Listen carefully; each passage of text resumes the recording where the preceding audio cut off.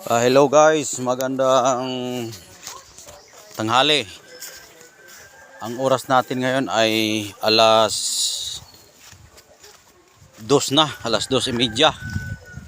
Alas 2:30 ng hapon. Ito guys, yung aming pananim na tabako. Ito. Tapos ito, tingnan nyo. Paligid, walang tao. Ngayon guys, mga bro and sis, ngayon maghanap tayo ng mutya. Dahil nga ay nagpaparamdam naman sa akin yung aking mga gabay. Dito palagi nagpapakita sa akin yung mga gabay ko. Dito sila palagi na nagpaparamdam sa akin na ipakuha yung mutya. Kaya hanapin natin yung mutya kung saan nila nilagay yung mutya. Ito yung lugar, yung area namin, napaka maaliwalas, walang tao, walang kapitbahay, mingaw kaayo ang lugar na mo diri. Mingaw kaayo mo nga tanan mga mutya o mga kalikasan nga gikan diri sa lugar diri dapita, daghan mga fossils na mga bato diri sa palibot. Daghan diri fossil o katong tagpila ng katuig nga milabay na mga bato o ilang years na po yung mga bato na nandito na may mga espiritu at buhay na buhay po sila. At sila palagi ang nakakunik sa aking puso, sa isip, sa espiritual kong paghahanap sa kanila. Kaya sila mismo ang umamo sa akin at nakipagkaibigan sa akin yung mga espiritu na mga fossil na mga bato. Kaya ngayon sa lugar na ito ay hahanapin natin yung mutya na ibinigay sa akin ng kalikasan.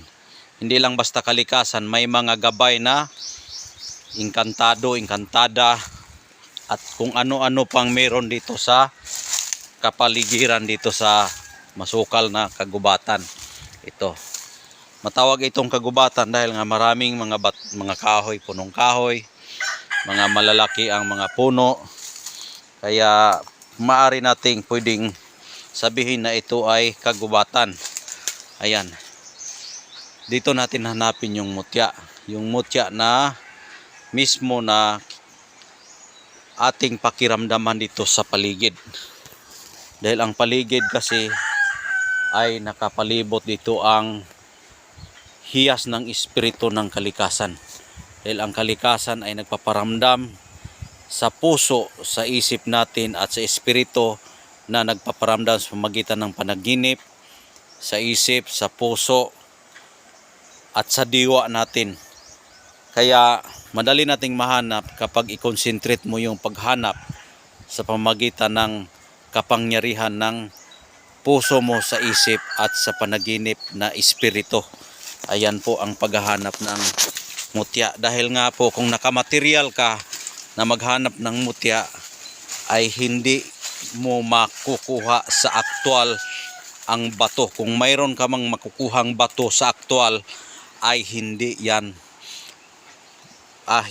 hindi ibig sabihin ay hindi yan totoo o maaring hindi totoo, maaring totoo, pero mas maganda kapag maghanap ka ng mutya na pinadaan mo sa panaginip, sa espiritual na pagkuha para inigkuha mo, automatic merong power ang bato na iyong nakukuha.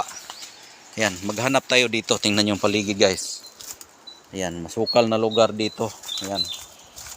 Malalim siya, malalim na malalim. Yan, may malaking punong akasya. Ito puno ng mangga, puno ng sampalok at may ano diyan, may sinukuan diyan na kahoy, yung tinatawag nila na bagin. Tingnan yung malaking bagin. Puntahan natin yan ngayon. Kasi diyan natin hahanapin yung mutya kung saan nila nilalagay dahil nararamdaman ko ngayon.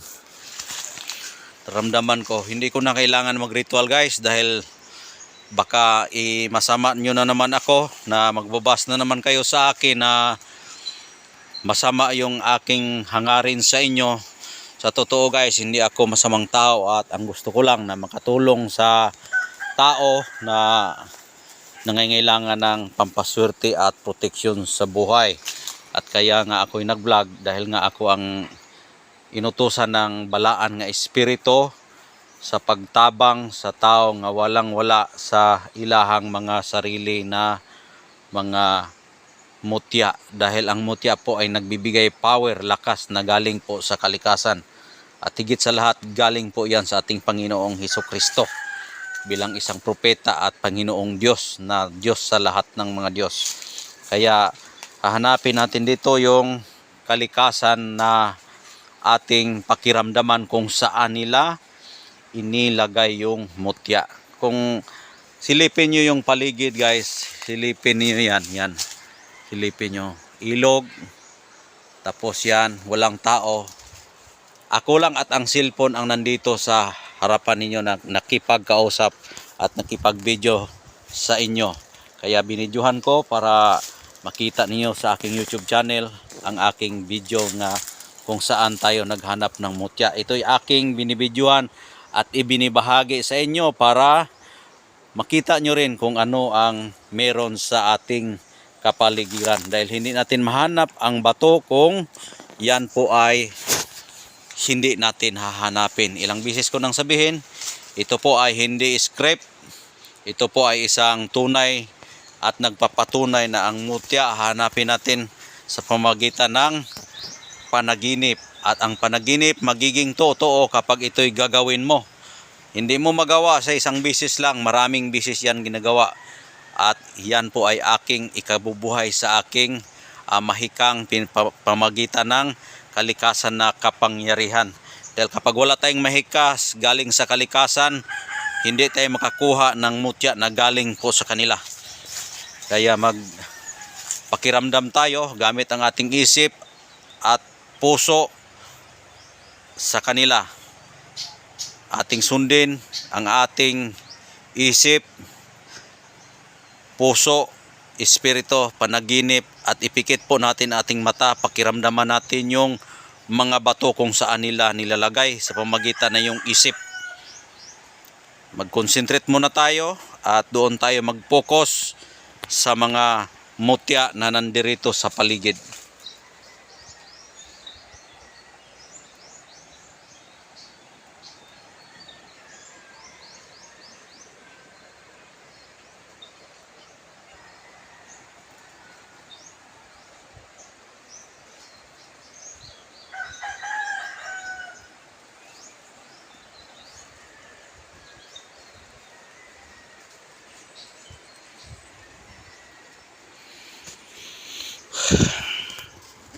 Naramdaman ko na medyo malayo-layo pa.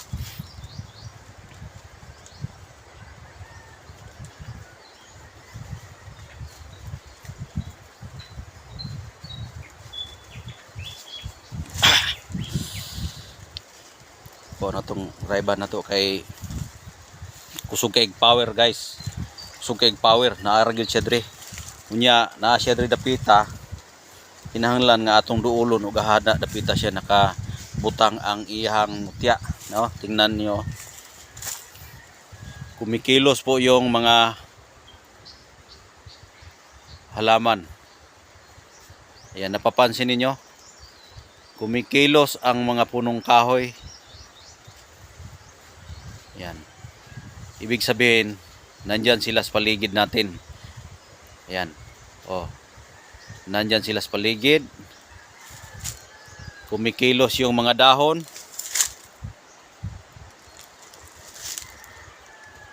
Kumikilos ang mga dahon na walang tao na nagalaw sa kanila. Hangin lang. Yan po ay kalikasan. Lumalakas ang hangin. Yan. Lumalakas ang mga kapaligiran. Lumalakas ang hangin. Ayan, kumilos na yung kalikasan. Kumilos na sila. Ayan, lumakas na. Kaya sundan natin kung ang mutya ba ay nandyan.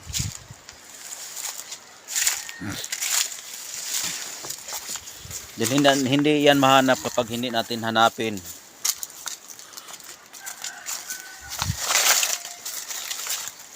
Hindi natin hanapin yan, hindi yan mahanap.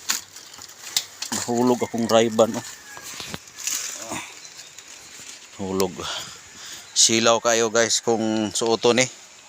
Butang ra diha, sangit man sa kahoy ang atong antipara. Karon ang itaon nato ni ug ahani dapita guys, hanapin natin kung saan nakalagay yung mutya. Parang ano na ako guys.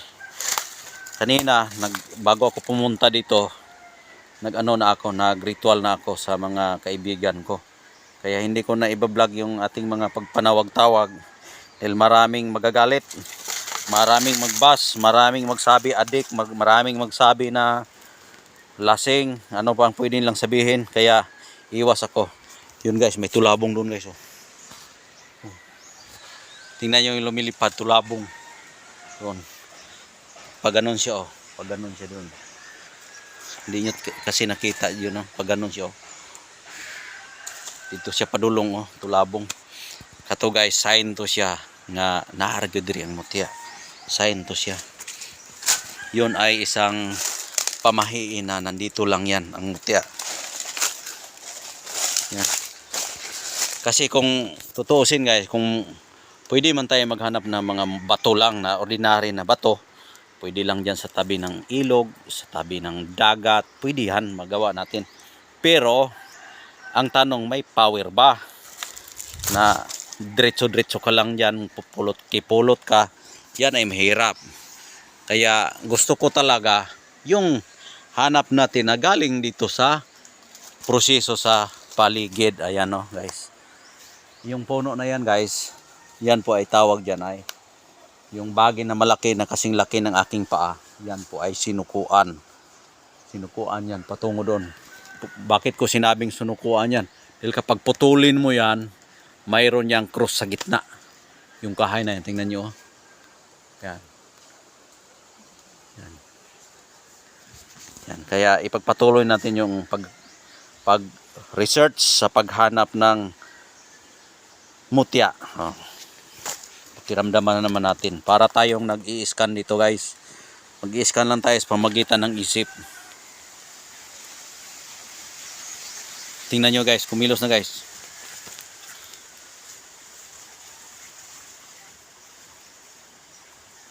Kumilos na yung ano, yung may-ari. Tingnan nyo. Ayaw nyong maniwala. Ah, tingnan nyo.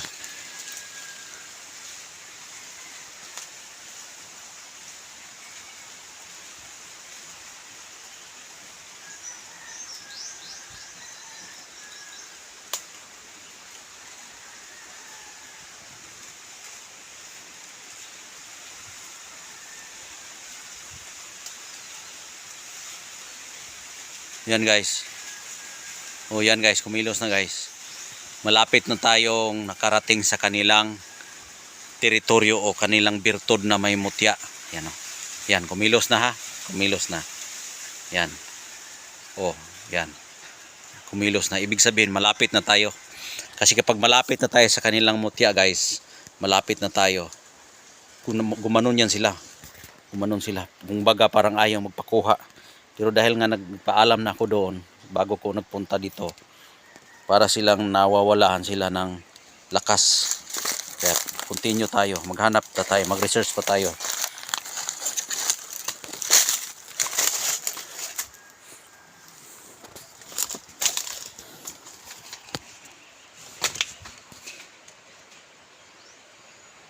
Pakiramdaman na naman natin.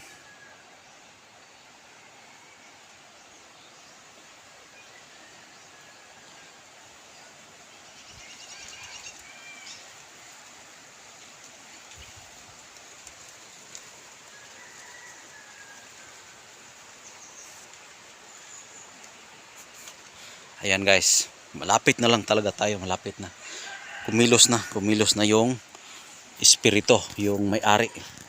Kaya sundan pa natin kung ang research natin kung saan. Dito daw banda, dito daw, puntahan natin dito. Dito tayo magpunta.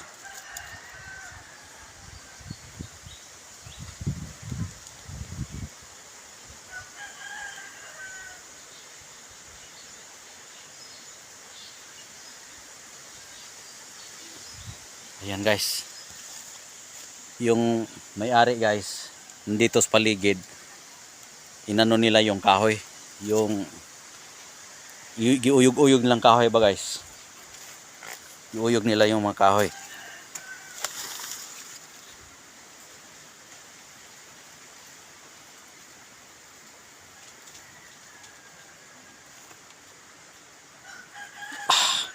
Hapit na gid maabot guys. Hapit na, gamay lang kulang.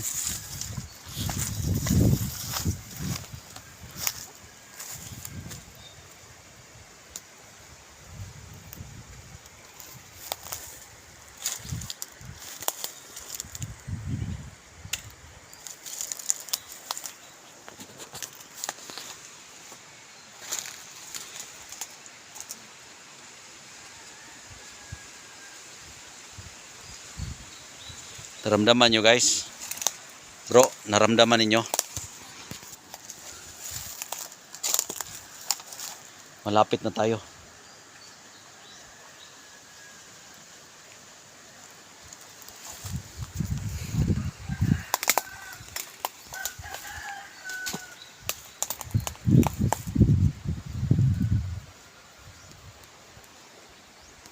Subukan natin puntahan dito.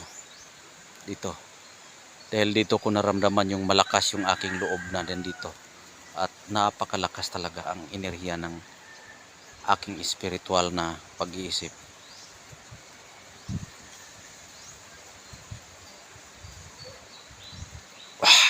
Dito talaga. Ayan guys.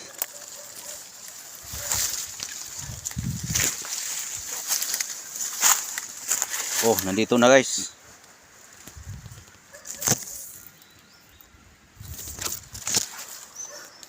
Yan. Oh, dito na. Yan. Kunin na natin. Kanina ito yung malakas yung hangin na enerhiya, papad ganyan, paikot. Kumikilos yung mga halaman dito sa paligid dahil dito. Ayan oh. Kunin na natin.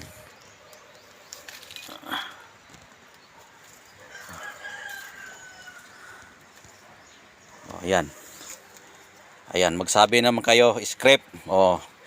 Script nga, oh. Yan, presko pa. Presko parang damang. Parang damang lang. Yan.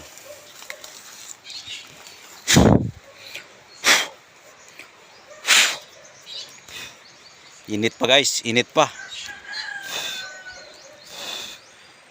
Guy. Kainita.